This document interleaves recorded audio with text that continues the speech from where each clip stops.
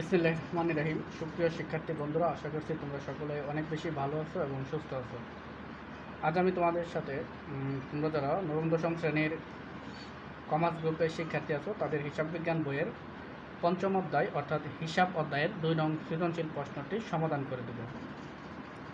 তো মূল ভিডিও শুরু করার আগে সকলের কাছে বিনীত অনুরোধ থাকবে চ্যানেলটিকে সাবস্ক্রাইব করে পাশে থাকার জন্য। ধন্যবাদ সবাইকে। তো তোমাদের পঞ্চম অধ্যায় অর্থাৎ হিসাব অধ্যায়ের 2 নং সৃজনশীল প্রশ্নে যে উদ্দীপকটা দেওয়া আছে সেটা হচ্ছে যে জনাব অপু 2017 সালের 1 জানুয়ারি নগদ 1,70,000 টাকা এবং প্রতিটি 75,000 টাকা মূল্যের 2টি ফটোকপি মেশিন নিয়ে কম্পোজ অ্যান্ড কপি নামে একটি ব্যবসায় শুরু করেন। উক্ত মাসে তার ব্যবসায়ের অন্য লেনদেনগুলো ছিল: জানুয়ারি 3 ব্যাংকে 50,000 টাকা জমা দিয়ে হিসাব খোলেন। জানুয়ারি 4 দোকানে বৈদ্যুতিক মিটার লাগানোর খরচ 15,000 টাকা প্রদান। জানুয়ারি 7 ফটোকপি ও কম্পোজের কাগজ ক্রয় 2,000 টাকা। জানুয়ারি 8 বাকিতে একটি ফ্যান ক্রয় 3,000 টাকা। জানুয়ারি 15 দোকানের পরিচিতির জন্য এলাকায় 2,000 টাকা ব্যয়ে প্রচারপত্র বিতরণ। জানুয়ারি 24 একটি স্কুলের প্রশ্ন ফটোকপি বাবদ নগদে পেল 8,000 টাকা। জানুয়ারি 30 দোকান ভাড়া বাবদ 5,000 টাকার চেক প্রদান। তো এই ছিল উপরোক্ত যে তথ্য থাকে সেগুলো। এখন তোমার করণীয় বা তোমাকে কি করতে হবে। ক নম্বরে বলা হয়েছে উপযুক্ত তথ্য হতে প্রারম্ভিক মূলধনের পরিমাণ নির্ণয় করো। খ নম্বর জানুয়ারি 1, 3, 7 ও 15 তারিখের লেনদেনের সাথে জড়িত হিসাবের শ্রেণী দেখাও। ঘ নম্বরে জানুয়ারি 4, 8, 24 ও 30 তারিখের লেনদেনের ডেবিট ও ক্রেডিট নির্ণয় করো। প্রারম্ভিক মূলধন কি? প্রারম্ভিক মূলধন হচ্ছে বছরের শুরুতে যে পরিমাণ সম্পদ এবং দায় দেনা নিয়ে ব্যবসায় শুরু করা হয় তার পার্থক্য, অর্থাৎ সম্পদ এবং দায়ের যে পার্থক্যটা থাকে সেটাই হচ্ছে প্রারম্ভিক মূলধন। তো প্রারম্ভিক মূলধন আমরা দেখে নেই। এবং খ নম্বরে হিসাবের শ্রেণী, অর্থাৎ আমাদের যে উল্লেখিত হিসাবগুলো আছে এগুলো শ্রেণী কোন শ্রেণীর। আমরা জানি হিসাব 5 প্রকার, যেমন সম্পদ, আয়, ব্যয়, দায় এবং মালিকানা সত্ত্ব। এগুলো নির্ণয় করতে হবে। এবং গ নম্বরে ডেবিট ও ক্রেডিট নির্ণয় করতে হবে। তো প্রথমে আমরা এখানে দেখে নেই যে কোনটা কী জাতীয় হিসাব এবং ডেবিট ক্রেডিট কি। বছরের শুরুতে অর্থাৎ জানুয়ারি 1 যেই টাকা নিয়ে রাখা শুরু করছে এটাই হচ্ছে মূলত প্রারম্ভিক মূলধন। অর্থাৎ এখানে নগদ আছে 1,70,000 এবং প্রতিটি 75,000 টাকা মূল্যের 2টি ফটোকপি মেশিন। প্রতিটি মানে একটার দাম 75,000 টাকা, তাহলে 2টার দাম 1,50,000 টাকা। তো এখানে নগদ 1,70,000 এবং অফিস সরঞ্জাম হলো 1,50,000। এই দুইটারে যোগ করলে তুমি ক নাম্বার পেয়ে যাবা।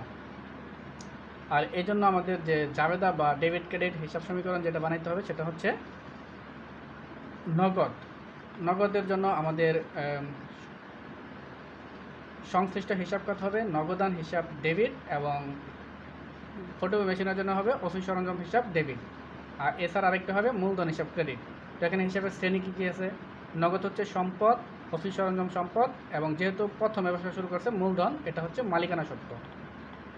এরপর জানুয়ারি 3 ব্যাংকে 50,000 টাকা জমা দিয়ে হিসাব খুলছে। তার মানে এখানে কি নগদান হিসাব ডেবিট, ব্যাংক হিসাব ডেবিট এবং নগদান হিসাব ক্রেডিট।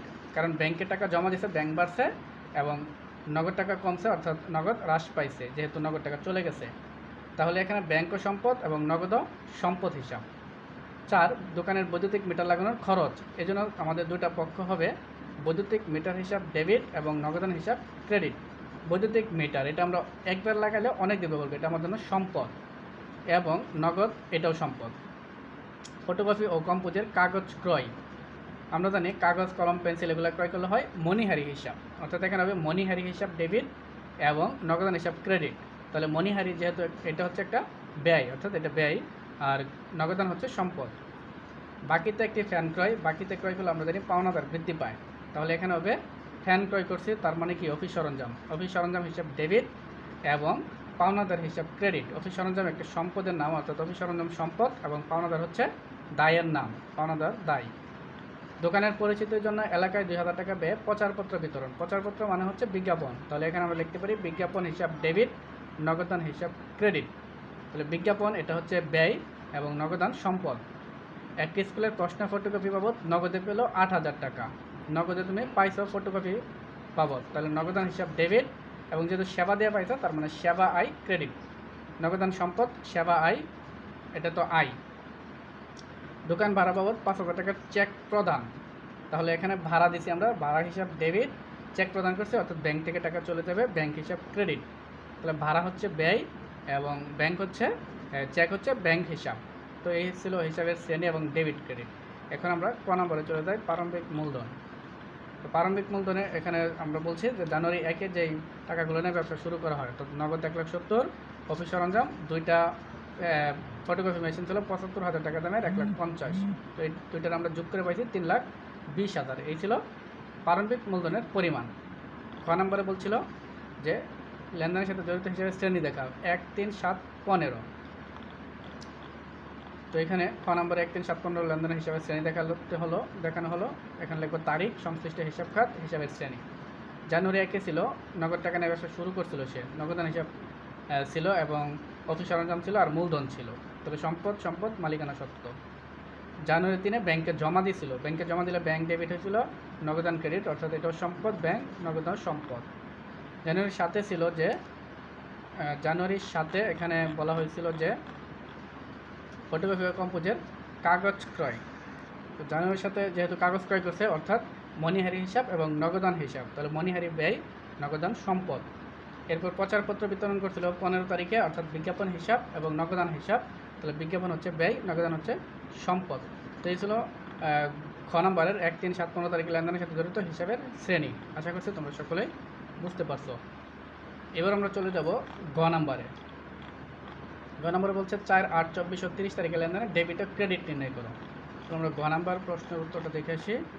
গ নম্বর হচ্ছে জানুয়ারি এত তারিখে লেনদেনের ডেবিট ও ক্রেডিট নির্ণয় করা হলো। তারিখ, সংশ্লিষ্ট হিসাব খাত, ডেবিট ক্রেডিট, টাকা। তো টাকার কম যদি কেউ না দিতে চাও তাহলেও হবে। তো তারিখ জানুয়ারি 4, বৈদ্যুতিক মিটার লাগানোর খরচ ছিল, তাহলে বৈদ্যুতিক মিটার সংস্থাপন ব্যয় হিসাব ডেবিট, নগদান হিসাব ক্রেডিট। আর এখানে জানুয়ারি 8-এ ফ্যান ক্রয় করা হয়েছিল বাকিতে, তাহলে ফ্যান এটা অফিস সরঞ্জাম হিসাব ডেবিট, যেহেতু বাকিতে পাওনাদার বা প্রদেয় হিসাব ক্রেডিট, কারণ আমরা জানি পাওনাদার আরেকটা নাম হচ্ছে প্রদেয় হিসাব। জানুয়ারি 24 সেবা দেওয়া হয়েছিল নগদে, তাহলে নগদান হিসাব ডেবিট, সেবা আয় হিসাব ক্রেডিট। জানুয়ারি 30 চেকের মাধ্যমে ভাড়া পরিশোধ করা হয়েছিল, তাহলে ভাড়া হিসাব ডেবিট এবং যেহেতু চেকে তাহলে ব্যাংক হিসাব ক্রেডিট। তো এই ছিল গ নম্বরের যে 4, 8, 24, 30 লেনদেনেরগুলার ডেবিট ক্রেডিট নির্ণয়। আশা করছি তোমরা সকলেই বুঝতে পারছো। না বুঝলে অবশ্যই কমেন্টসের মাধ্যমে জানাবা এবং আবারও চ্যানেলটিকে সাবস্ক্রাইব করার অনুরোধ জানিয়ে এখানেই শেষ করছি। ধন্যবাদ সবাইকে।